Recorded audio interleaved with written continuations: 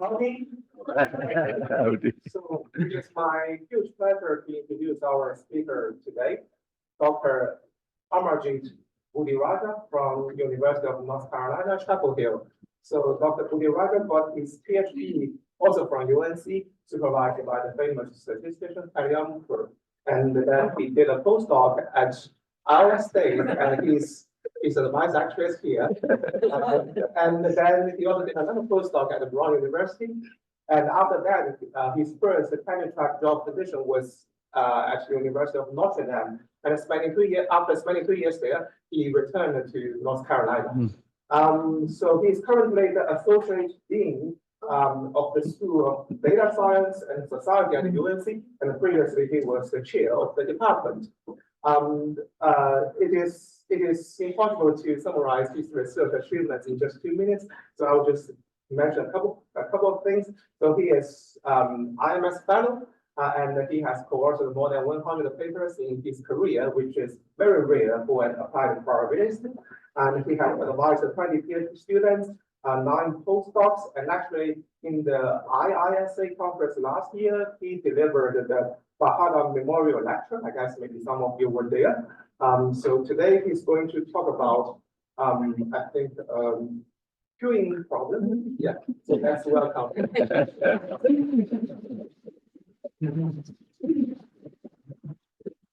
Yes, thank you so much, Juan, for this very generous introduction. It's really great to be here. This is my very first visit here, and I'm very enjoying it very much. And of course, it is especially good to see dear old friends in the audience from 30 years ago. So it's a special treat for me. Yeah, so I'm going to talk about some load balancing schemes for queuing systems that have not been previously investigated, and talk about its connection with some interesting and novel classes of rank-based diffusions.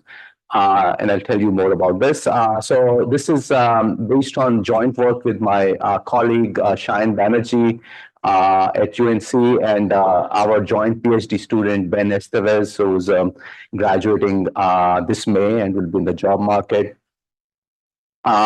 So let me just start by setting the problem. So, imagine a system to which jobs arrive one at a time, and when they arrive, they can get processed by one amongst many servers that are available.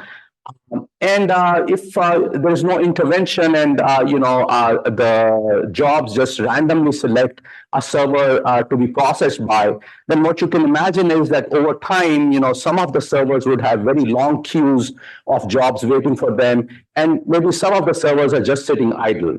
And that's not a good situation to have. And so in practice, what one would like to do is to distribute the load amongst these various servers in some way, such that every server has a more or less similar amount of work they have to do. And that's the job of these load balancing schemes, which arise in many different applications, especially these days. A lot of cloud computing platforms, data storage, and retrieval systems, and large-scale service systems. And one basic example to keep in mind, and I'll keep coming back to that example during this talk, is the very intuitive join the shortest queue scheme, which essentially is the following: that whenever a job arrives, it is routed to the shortest queue in the system at that time. And that's a very natural scheme. One can imagine if one wants to balance the load, you're just adding more jobs to the servers who have the least work to do at that time.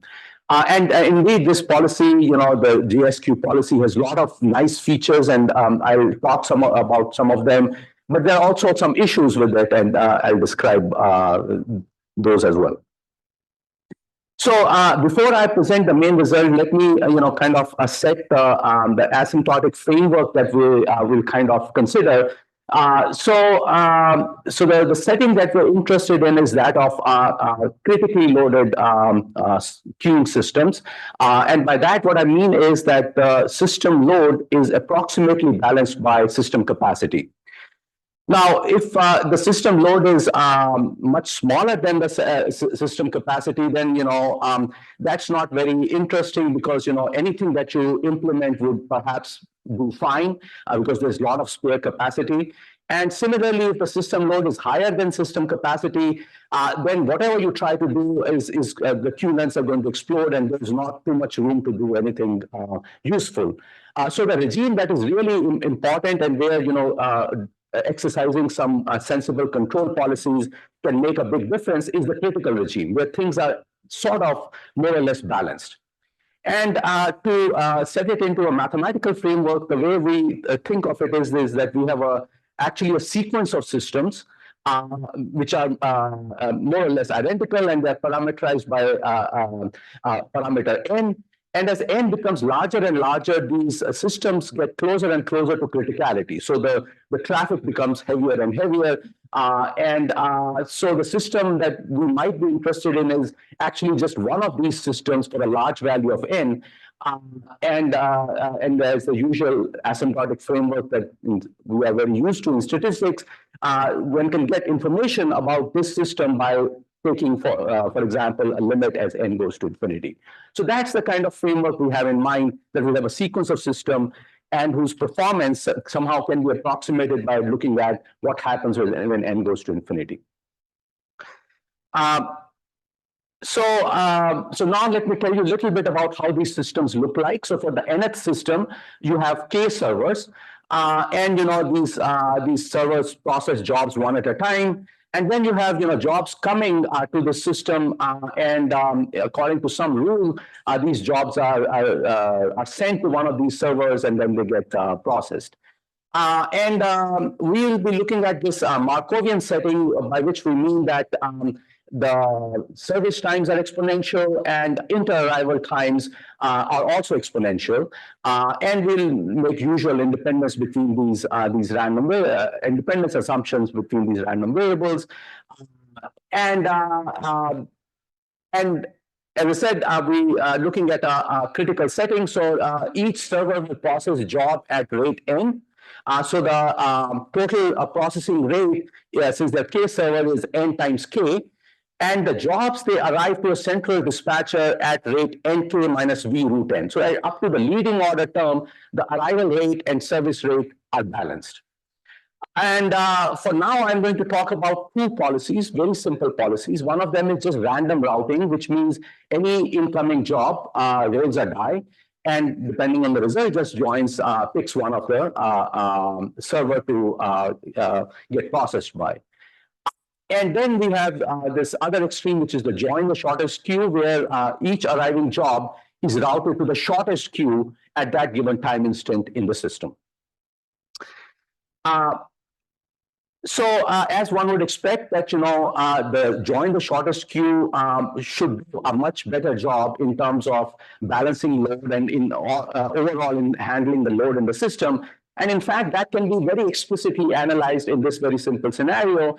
So if, for example, one looks at this expected steady state workload, and let me explain what this means. So you can look at the state of the system, which is the queue length in each of these queues. So it is a k-dimensional process. And under the assumptions that we have, this k-dimensional process is positive recurrent. It has a unique stationary distribution. And so you can compute this quantity, which is an expectation under the stationary distribution of this average queue length. And what one finds is that for random routing, this quantity is sort of this order, k root n over v, whereas for this join the shortest queue, it is of the order root n over v. So just going from random routing to join the shortest queue, you get a factor of k reduction in the workload, which is very desirable, especially when the system is large, where lots of queues, a lot of servers. And so join the shortest queue does a much better job. But of course, as in life, nothing is free. So there's no free lunch. And the price that you pay is in terms of the communication cost. So for random routing, actually, you don't need to know anything. A job comes, it rolls a die and joins a queue.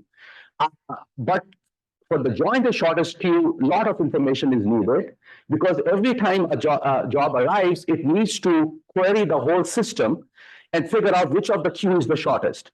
And if you think about it, this is a very heavy traffic system. So jobs are arriving at rate nk and rate nk. And every time a job arrives, it needs to look at k servers. And so one has to pay this nk square cost per unit time in querying the system.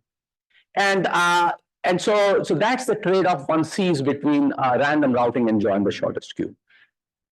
And so now I can set the stage for what we are interested in. So, we'll be interested in schemes that combine the nice features of both random routing and join the shortest queue.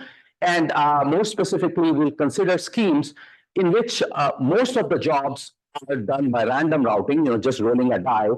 And a negligible fraction of them, so order root n jobs are going to be routed using one of these load balancing schemes, and we'll consider a variety of schemes. And at the outset, one may think since we are only routing very small amount, a lower order fraction of terms of jobs through this a clever load balancing scheme, that the performance of this is sort of like that of random routing, and that's the punchline of this talk, that actually it's not that you get some incremental improvement over random routing, but you see some striking performance features which I like to describe in this talk. Now, so this is a general audience talk, so there will be no proofs in this. But I mean, some of the technical things that are kind of in the background are heavy traffic limit theorems, some ergodic theorems for Markov processes, and interchange of limit results. So as n goes to infinity, which means the system is getting heavier, traffic is getting heavier and heavier. And t goes to infinity, which means the system is approaching steady state. And so there are issues of interchanging these limits that arise in the analysis, which I'll describe. Okay. So let me now give you the precise setting. So there are k parallel servers, and each server processes jobs at rate. Oops, sorry. Each server processes jobs at rate n, and so the total service rate is nk, and the total arrival rate is nk minus v root n. So let me write v in this fashion: beta 1 plus beta 2 plus beta k, where betas are ordered in this way. And I split the total arrival rate or total number of arrivals per unit time in this fashion. There's this dominant red term, and then there's the lower order blue term. And so this leading order term, this nk minus k beta k root and many jobs, they are routed at random, and the remaining lower order terms. For example, beta k minus beta 1 root n many jobs will be routed to the shortest queue. Beta k minus beta 2 root n jobs will be routed to the second shortest queue, and so on. And just keep in mind that at any given time, of course, only one job arrives. So this is implemented in a probabilistic manner. You roll a die, and with overwhelming probability, a job is routed at random, and with a very small probability, it is routed to one of these shortest queues. The shortest, the second shortest, and so on. Okay. And I'll also consider one special case where beta 1 is a minus b, and all the remaining betas are equal to a. And in this case, the dominant contribution looks like this: nk minus a k root n. And these smaller order terms for beta k minus beta 1 is b, but for everybody else it is 0. So what that means in practice is that in this scheme, nk minus a k root n jobs are routed at random. And then the remaining jobs, which is simply b root n many jobs, they are routed to the shortest queue in the system. So this is what we call the marginal join the shortest queue. And the word marginal here is not in the sense of marginal distributions, but the fact that it is just marginally so. It is slight implementation of join the shortest queue. Most of the jobs are done randomly. are routed randomly, and very small fraction are routed using the join the shortest queue policy. And so to analyze this system, one needs to identify a right state space. And usually in queue models, the natural state spaces, you look at the queue length in the first queue length in the second queue, and look at this k-dimensional queue length process. Turns out here it is slightly more convenient to look at the so-called order statistics. So what I mean is that you look at the number of jobs in the shortest queue at time t, which is denoted by x and 1t, the number of jobs in the second shortest queue, and so on, and x and k is the number of jobs in the longest queue. Of course, the queue, the identity of the queue, which has the shortest number of jobs, changes dynamically over time. But it is still more convenient to keep track of the one which is the shortest rather than, the first queue, the second queue, third queue, and so on. And we look at the following diffusion scale processes, and which is simply dividing this ordered queue processes by root n, and that's a natural scaling to consider if you think about that the arrivals are happening at rate n and jobs are being processed at rate n. So it's like adding n IID random variables, order n IID random variables, and so this dividing by root n is the usual central limit type scaling that one would expect. So one more point is that it is a little bit more convenient to, instead of looking at x hat n, look at this gap process z hat n, which corresponds to the smallest scaled queue, then the second smallest minus the smallest, then the third smallest minus the second smallest. So the gaps between the lengths of the queues. And one reason for that is that the state space of x hat n is a little bit complicated. It is this kind of a wedge or wide chamber or something like that. Whereas the state space of z hat n is simpler. All the only condition you have on the coordinates is that they are non-negative.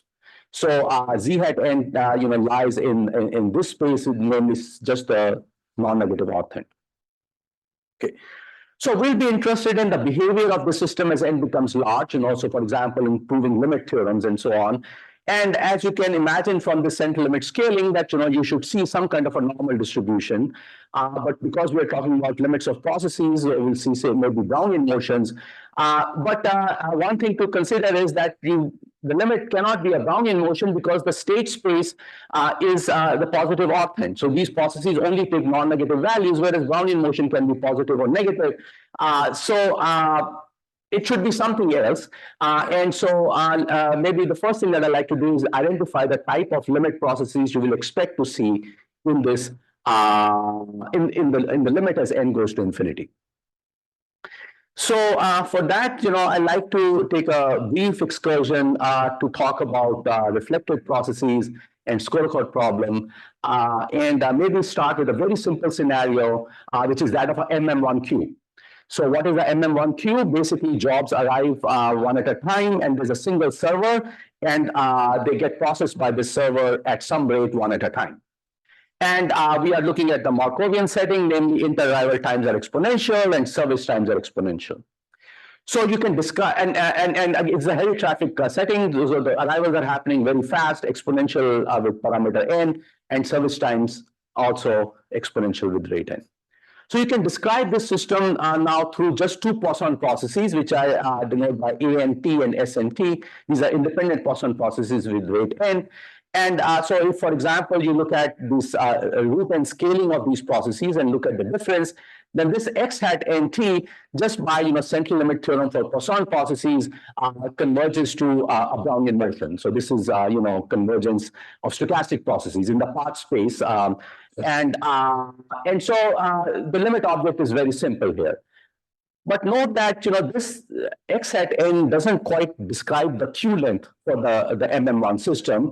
For one, x hat n and the limit process can be positive or negative, whereas a queue length process can only be non-negative.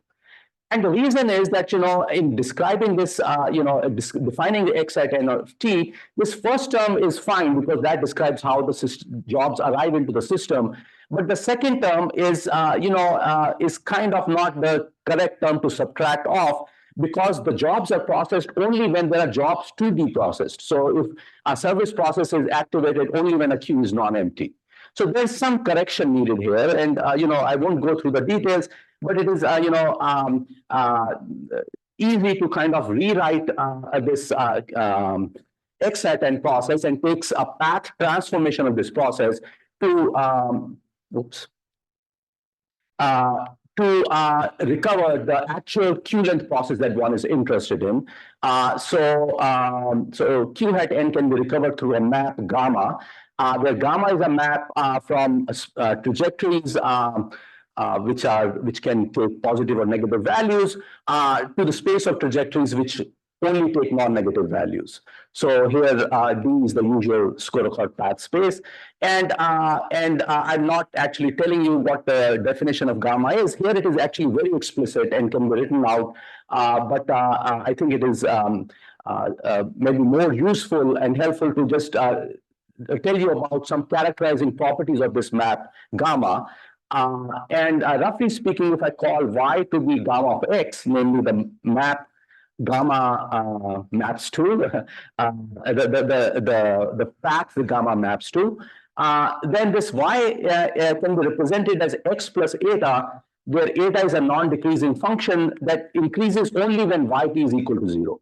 And so the way to think about this is that Y is a trajectory which always stays in the non-negative real line, and it is obtained from the original trajectory by adding to it a pushing term eta, which is activated only when this trajectory is about to exit the boundary, exit 0.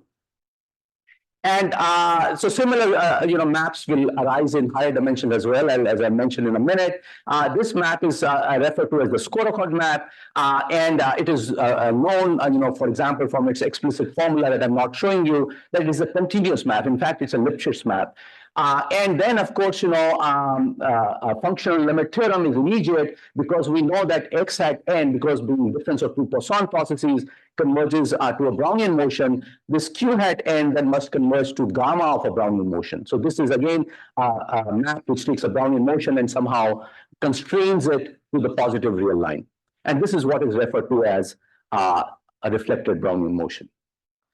And intuitively, the way you can think about a reflected Brownian motion is that when it is away from the origin, it behaves like a regular Brownian motion, but when it reaches 0, it is instantaneously pushed back into the non-negative real line. So here I told you the story about a one-dimensional NM1 cube, but turns out very similar Skorokhod maps can be defined in higher dimensions as well. So for example, in systems with K queues, they could be parallel queues, or they could be very complicated network of interacting queues. One queue feeds into another. The natural state space that one would consider is R plus K, because all the queues must be non-negative. And the natural limit processes that one gets under usual heavy traffic type of settings are going to be these Brownian motion-like processes that live in R plus K, in the positive orthant. And the behavior is like I described for the one-dimensional case. It behaves like a Brownian motion when it's in the interior, and when it reaches the boundary, it is instantaneously pushed back inside. And one interesting thing is that when you go from one dimensions to higher dimensions, a new degree of freedom emerges. What I mean by that is that in the one-dimensional case, when you have a Brownian motion just on the real line, a process moves, perhaps, goes back and forth. At some point, it reaches origin, and then it is pushed back. And there's only one way to push back in the real line. But if you now think about, higher dimensional case, let's, for example, think K equals 2, and you have a Brownian path, it perhaps reaches here and gets reflected here, and then reaches here and gets reflected here. There is a lot of freedom in which, in the manner in which this push is exercised in terms of what direction the Brownian motion is pushed back. So you could have some direction here and some direction here. So in higher dimensions, to describe this precise formulation, one also has to specify the directions in which the process is pushed back at the boundary. And these directions are not free for us to choose. These arise from the queuing model that one is analyzing, from the architecture of the system and the routing mechanism and so on. And and in our application, we'll see that very specific reflection directions arise. And so if I call Ri the direction, so here in this case, this will be R1, this will be R2. Ri is the direction of reflection when you hit the ith face. I will denote by R, which is putting all these column vectors together, the K cross K reflection matrix. So this is the data for this problem, which describes how the square map looks like.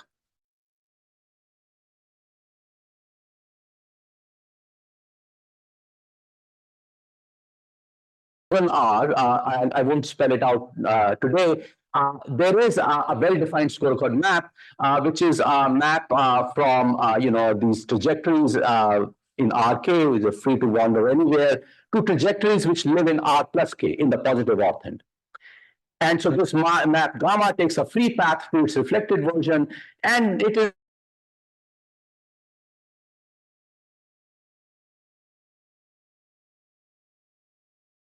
reflection matrix.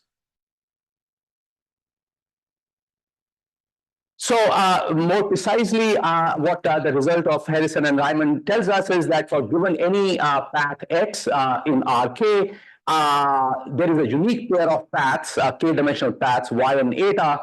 Roughly speaking, you can think of y as the reflected version of x and eta as the pushing force that is applied to x in order to constrain it in the positive orthant. And so particularly, the reflected guy is written as the free path plus this pushing term. And you see this matrix R enter here, which tells us that the pushing force is applied only in the specified directions Ri, which are given to us. And this eta term is, again, component-wise a non-decreasing process, and it increases only when the process is at ith phase. So so eta 1 will increase only when the path reaches the phase 1, and so on. And this is a unique characterization, and if I denote by y to be gamma of x, this gamma is called the square map, which Harrison and Ryman identify. And associated with this reflection matrix. So in many queuing problems, one finds that the scaling limit or the heavy traffic limit of q hat n, the scale q length process, is given by some sort of a reflected Brownian motion, namely a square map applied to a Brownian motion. So here, W is some kind of a k-dimensional Brownian motion, and gamma is this map which emerges from these specific directions of reflections which are specific to the queuing system. Okay. So now let's go back to the problem that we are studying. So remember, we were interested in these gap processes associated with these ordered queues. So this is the smallest queue, second smallest minus the smallest, third smallest minus the second smallest, and so on. And we are interested in this K, in this parallel server system, each queue processing rate at rate n. So total service rate n times K, and this is the total arrival rate. And remember, we split this vector V into the sum of betas, and this is the major part, which is routed at random. And then the small fraction, beta k minus beta I root n jobs, they are routed to the ith shortest queue. And also remember, I talked about the special queues, marginal join the shortest queue, where beta 1 is like this, and all the beta is, remaining beta is are A. In this case, most of the jobs are routed at random, but a small fraction are routed to just the smallest queue in the system. So that's a special case. Okay. So, so here is the first result that one can show that suppose that the initial gap sequence is convergent distribution. So, I mean, in many situations, we start the system with empty queues, and so this condition is automatically satisfied. If that happens, then the process z hat n converges to z. So it's again a stochastic process limit. And this z is given as some kind of a reflected Brownian motion. So it is a scorecard map applied to this input-free stochastic process. And B here is a k-dimensional Brownian motion. A is some k cross k matrix. And rho here is some deterministic drift vector given in terms of these betas. And Z0, of course, is the initial condition that describes the dynamics. So, yeah, I mean, again, I'm not saying too much about the proofs. Really, the main idea is to look at the pre-limit system, Z hat n, and show that it more or less looks like this. But the inputs, are not going to be Brownian motion, but something that converts to a Brownian motion, and that's really the hardest part, to write down a representation for the pre-limit process which looks like that, and then of course the result comes from a continuous application of continuous mapping theorem. Okay. And in the special case, of this marginal join the shortest queue where rho looks like this, so the drift simply takes this form that, for the first component, minus a plus b, second component minus p, and the remaining are 0. So let me just look at the time where I am. 15 minutes, okay. Right, so a couple of remarks. One could also consider this a fully joined the shortest queue system, which I started this talk with, and consider the scaling limit in that regime, and that actually was investigated in this paper from Chen and Jia from 2012. Turns out the story there is much simpler. What happens is that the limit is described by just a one-dimensional Brownian motion. Specifically, Z1 is a one-dimensional reflected Brownian motion, and remaining Zi's are 0. And this is actually a reflection of the amazing job join the shortest queue does, that in the limit, all the queues look about the same. It completely balances the queue lengths. And the second comment here is that there's a surprising connection between the limit process that we get with certain interacting particle system models that were studied in problems of mathematical finance in work of Fernholz and Karatsas. These are called as Atlas models. And so these arise in stochastic portfolio theory, I wouldn't say how. And the story there is that, you have these k Brownian particles, so moving like Brownian motions on the real line, and they interact through the ranks in the following manner that at any given time instant, the lowest particle gets the drift minus a plus b, and the remaining particles get the drift minus a.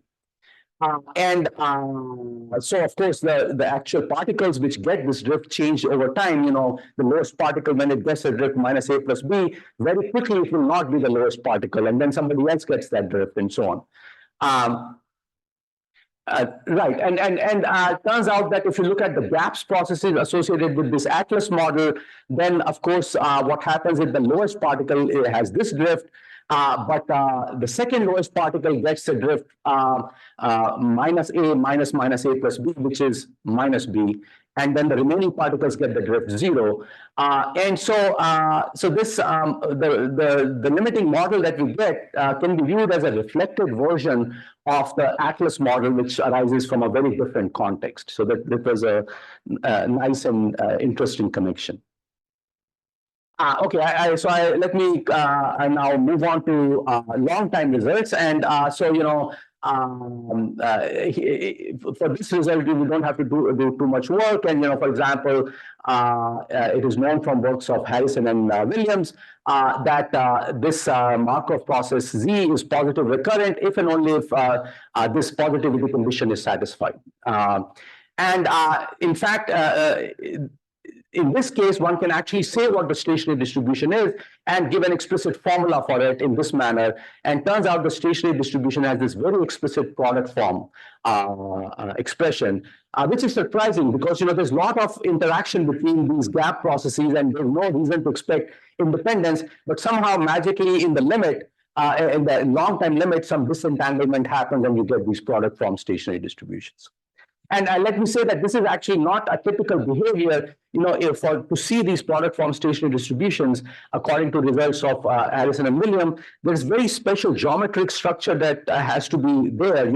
There's conspiring of the drift, the diffusion matrix, and the reflection direction in a particular way so that you get these product forms stationary distribution. And fortunately, in our case, that happens, which we were not expecting when we started thinking about this problem. And of course, for the marginal join the shortest Q, which is a special case, it turns out that positive recurrence condition is essentially that B is strictly less than AK, and this is the form of the stationary distribution there. So I think I have maybe how much? I have 5 minutes or something. 10. Okay, all right. So sorry, I'm running. And so maybe I could skip this in the interest of time because I want to show you the comparisons. So the thing is that the previous result talks about stationary distribution of the limit model, but we are interested in the actual queuing system. So what this result says is that the gap process for the queuing system also has a stationary distribution, and that stationary distribution will not be explicit, it will not be product form.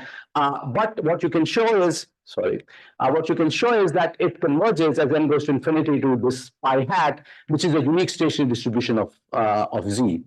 So which says that you can approximate the performance of the queuing system using the stationary distribution of the reflected Brownian motion. So this is the interchange of limit result, changing n to infinity and t to infinity type statement. Okay, so let me now tell you a little bit about the comparisons. So first with the marginal join the shortest queue and random routing, consider the situation where beta is A minus B over D for I going from 1 to D, and beta equals A for I going from B plus 1 to K. You can do anything from 1 to K. And so if you write out the system, this is a system with total arrival rate with this major red part and then this smaller order blue part. And in this case, the policy is that this major part is routed at random, and B root and many jobs are routed uniformly at random to the shortest D queues. So for example, if D is 1, this is the marginal join the shortest queue because these many jobs are routed to the shortest queue.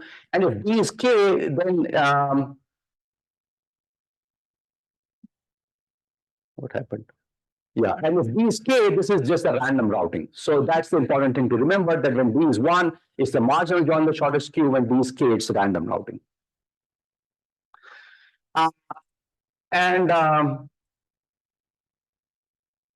So I will compute some performance characteristics of these two models, and the two things I'll focus on is the total workload, which is just looking at these limiting queue lengths in the system, and also the imbalance index, which is just the maximum queue minus the smallest queue. So you want this to be small and you want this to be small for good performance. And because of this, we have explicit stationary distributions. You can write down exact formulas for the total workload and the imbalance index for any given D. And the formulas are not interesting, just the fact that you can write them out. So that's why I'm showing this slide. But now, let's see how it compares when D equals K and D equals 1. So here I'm taking the ratio of the discrepancy, the imbalance.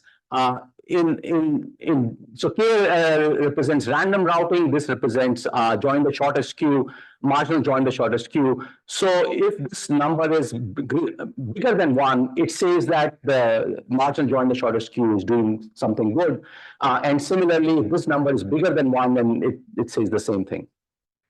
So what one finds is that the ratio of these workloads is looks like K A over 1 plus A, which says that this marginal join the shortest queue achieves a reduction in workload by a factor of K A1 over A, which is, if you remember, is the same order reduction that you got for join the shortest queue. And similarly, for the average system imbalance, yeah, the ratio is Ka. Once again, it's a reduction by a factor of K. So, and now let's see how it compares with the join the shortest queue, the fully join the shortest queue, and the marginal join the shortest queue. And so what one finds is that for the join the shortest queue, the average queue length in the steady state is like order 1, whereas for marginal join the shortest queue is like 1 plus this extra factor. So going from JSQ to MJSQ, you get a constant factor improvement, which is like 1 plus 1 over A. Whereas going from random routing to marginal join the shortest queue, you get a factor K improvement, which is the main significant improvement as K becomes large. And moreover, you can make this factor as close to 1 as you want by sending A to infinity. So in fact, the two become very comparable: marginal join the shortest queue and join the shortest queue. And the same thing, so for the imbalance index, you can't match the join the shortest queue's performance where you have total synchronization and the queues are exactly the same. But what one finds is for the marginal join the shortest queue, this imbalance index looks like log K over A, which again, as A becomes larger and larger, it approaches 0. And the advantage that you see is in the communication cost, that in join the shortest queue, the communication cost is like NK square, whereas in the marginal join the shortest queue, since you are using it only for a smaller order of jobs, the cost is like root NK square A. So you get significant improvement in communication cost. So that's the punchline. MJSQ achieves a factor of K improvement over random routing, comparable to that of JSQ at approximately 1 over root n of the communication cost in JSQ. And so I'm going to skip this and maybe just go to the end and say that, we have sort of scratched the surface right now. And a lot of interesting problems. First is that we are looking at a Markovian system. Really, many systems that one is interested in are these general renewal process systems where inter-arrival and service times are not exponential. Then I just talked about one policy today, join the shortest queue, but there's some very interesting and promising policies that are being implemented, like power of choice schemes or join the ideal queue policies. And to study the marginal versions of that would be very interesting. Maybe one last thing is that here the asymptotics was as K is fixed and N goes to infinity, but it will be very interesting to see when N and K simultaneously go to infinity. Then of course in the limit you don't get a K-dimensional reflected Brownian motion, but somehow infinite dimensional reflected Brownian motion. And that will be very interesting to explore as well. So I think I will stop here. Yeah.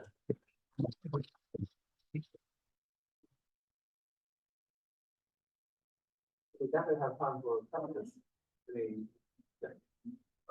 Thanks for the next talk. I'm sorry. I think I want to get the interpretation of the asymptotic, the stationary distribution being independent, and so, like you said, like there is a communication cost, but eventually, if we achieve the dependence, it means that those each kind of particle things doesn't interact. No, right. So it's not the actual particles that are getting independent. These are the gaps which are getting independent. So it's not like it doesn't mean anything about the particles. I mean, the particle states are going to be extremely dependent because if you push job in one queue, that will become large and the other will get small. Yeah. So your scenario assumes all the servers are operating at the same rate. Yeah. So this is, when you're taking these, considering these asymptotic regimes, sometimes these kind of symmetric assumptions are convenient to make. And I think things will change. Things will change if you start messing with those rates. They will. What I expect would happen is that in these these reflected diffusions you get, the drifts would get much more complicated. And I haven't thought too much about that. As I said, this is really scratching the surface right now, and just to get first results on this kind of a theme. Yeah. Yeah. So, do these reflected Brownian motions have some connection with limits of reflected random walks? Absolutely. Yeah. So, just like limits of random walks are Brownian motions, limits of reflected random walks are reflected Brownian motions. In fact, many times, to approximate a reflected Brownian motion, if you want to do simulations and stuff, you do reflected random walks. Yeah. I wonder, have you used the reflect SDE in the proofs? Because the model you have been already reskilled, and the limiting systems in some sense can be reflected SDE, right? So it is a reflected SDE. Reflected Brownian motion is the simplest form of reflected SDE. In our case, there is no state dependence because of all the homogeneity and stuff. So in a sense, just like a Brownian motion is a stochastic differential equation of a trivial form, reflected Brownian motion is a reflected SDE of a trivial form. So yes, do see them, yeah. But So I see the reflection so far is a one-sided reflection from 0 to infinite. Its general form is from A to B, two-sided. It's double-sided. yes, and those kind of models arise even in this situation in a natural fashion if you are looking at, say, finite buffers. So what happens there is that jobs will join a queue, but they cannot just join forever. There is a finite capacity of each of these buffers, after which the job is lost. If the buffer capacity is 10, when the 11th job comes, it is lost. And in those models, you see an upper reflection as well. And so you see things like two-sided reflected Brownian motions, or in higher dimensions reflected Brownian motion in polyhedral compact domains and things like that. Yeah.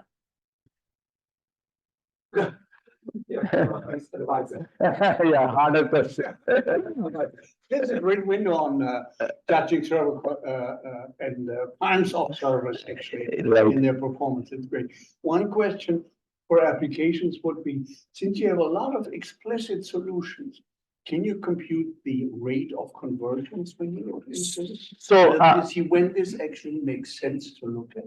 So one rate of convergence has been very much explored, which is the t going to infinity rate for the limiting model and t going to infinity rate for the pre-limit model. There are geometric ergodicity results. They're very actually explicit bounds and so on. But to really make the story complete, what you would like to talk about is t goes to infinity and n goes to infinity, because that's the system we're actually approximating. And there the results are much lesser known. I mean, you can combine the two in some crude way, which will not be the best way to do it, but that's a theme I don't think has been fully explored, and it will be very interesting to do that. It's lots of good topics for. I think so. Maybe one last type of.